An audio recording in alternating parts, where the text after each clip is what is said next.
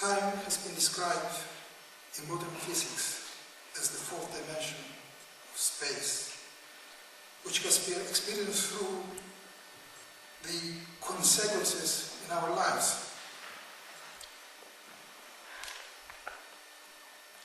In our living experience. It is against this parameter, unfortunately, that we are struggling for the last 35 years in an effort to reunite the place and the people and to reconnect with our roots and homes and culture. This encounter with time is becoming, year after year, even more difficult. As years and year by year, more and more people that lived in this unity are passing away. Our home places without the people are becoming unrecognizable. In accordance with the popular rhyme, neglected and desert-like. The 35 years of division of Cyprus, unfortunately, are transforming slowly but steadily our living memories, our relations with place in our homes into simple exchangeable values. Our places are gradually becoming property assets and negotiable commodities. And additional to that, our places and homes are becoming like the cuckoo's nest, other people's lives and places.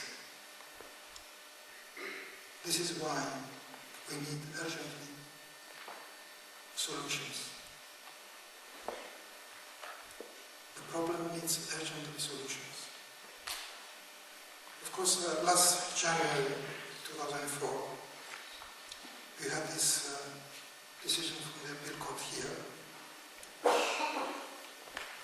followed, of course, from the ECJ in Luxembourg. Very important, and I say very just this decision. And I'm talking about the decision of the Orams case. The Apostolides and Orams against Orams case. And I think it contributes towards the efforts of sustainable solution to the Cyprus problem, I mean, by putting aside the claims that third parties say, like the foreign investors and the speculators who are seeking to benefit from the situation that the occupation has illegally imposed on the Greek Cypriot properties.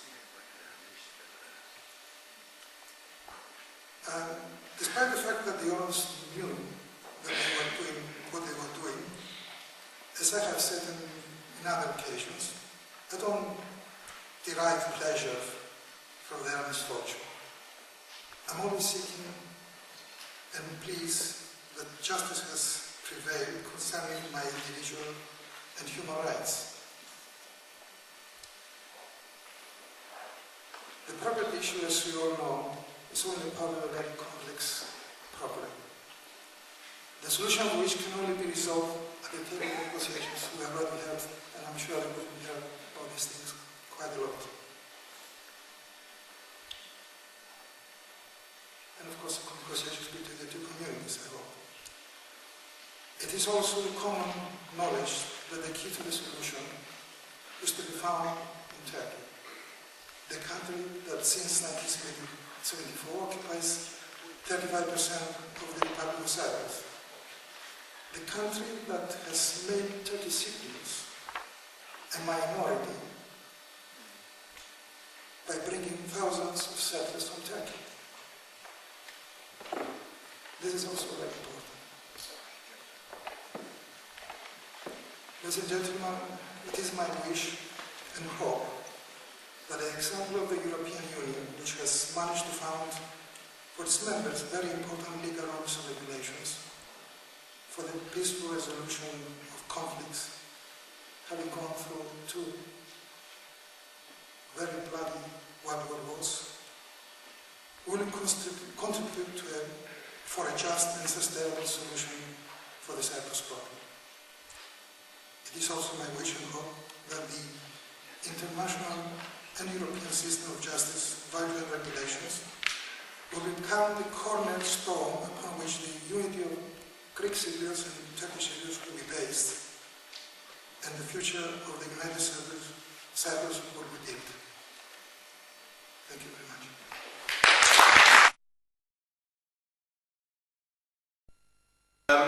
I'm also grateful to Lobby for Cyprus for the opportunity to address you this evening. It's customary for me to say on these occasions that I'm not a member of the Lobby, although I do have a good deal of sympathy with its objectives. I think it's also appropriate as an academic at an English university to declare an interest. I'm not a member of Parliament, and I'm not being paid to address you this evening. But it is appropriate for me to declare that my paternal grandfather hailed from Bedra and my maternal grandfather hailed from Lis. Both villages are, of course, situated in the Turkish-occupied area of the Republic of Cyprus. My objective this evening, ladies and gentlemen, is to explain the rule of law. What is this magic phrase that trips off the tongue of politicians, that is on the title of this evening's seminar, and which as I will explain, is built into the law? What does it mean, the rule of law? My main argument is that for there to be any genuine peace in the Eastern Mediterranean, bearing in mind these recent decisions, and if there is to be any durable settlement to the Cyprus question, a profound change of culture is necessary. Everybody in the Eastern Mediterranean needs to embrace, understand and implement the rule of law. In practice, not just in theory. That's what's lacking in the Eastern Mediterranean. And let me just give you a very simple example before I move on as to what the rule of law entails. Before me this evening are a number of officers from the Foreign and Commonwealth Office. As they'll discover, I'm going to spend part of my analysis attacking British foreign policy. I'm going to do that without fear of being arrested, although we'll find out. I'm going to engage in this critique without fear of being arrested, without fear of my career progression being impeded, and without any fear of me suffering any other form of mistreatment. That's what the rule of law entails. It gives us freedom of speech under the law, and it gives us the opportunity to subject our political leaders and our unelected civil servants to scrutiny. Now, let me just make one further point about the courage of lawyers. Over in the United States, it was partly thanks to the courage of civil rights lawyers and the decisions of various courts that segregation came to an end, civil rights were enshrined in law, and the deep-seated changing culture was activated. So much so that now a mixed-race African-American lawyer is serving in the White House as President of the United States.